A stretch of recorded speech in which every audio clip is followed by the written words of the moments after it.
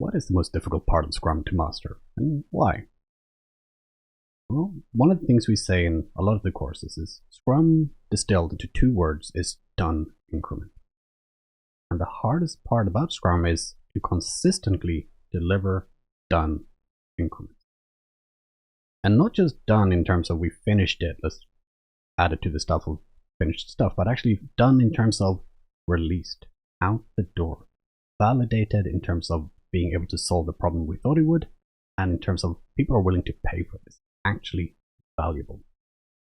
Ultimately, the reason we're using Scrum, the reason we're doing anything with Agile is because we want to be able to deliver more value than we're doing.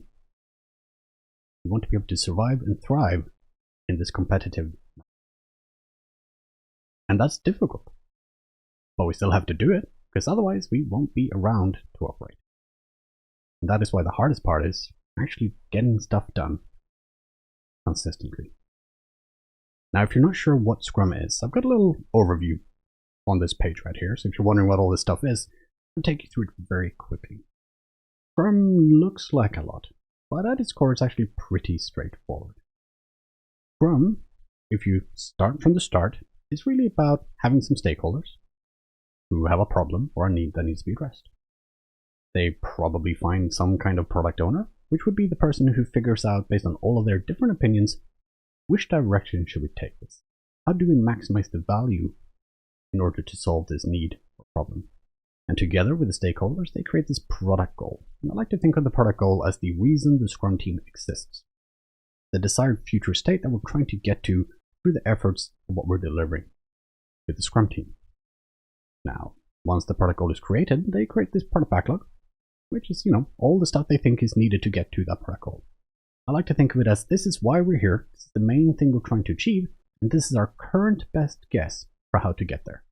We're not sure exactly what, but based on our current understanding, which will change over time, this is what's needed to achieve it. Once we know the kind of stuff that needs to be done, well, now we know the kind of skill sets and people that are needed to get us there. So now we can get some developers to help us along the way. They're pretty cool people, and they primarily look after how to make this thing an actual reality and the quality of the work that is delivered. Whether we have a product owner or developer, we're almost at the Scrum team point, but we need a Scrum master. Someone who actually understands Scrum, how to use it, and they also are there to help enable an effective team.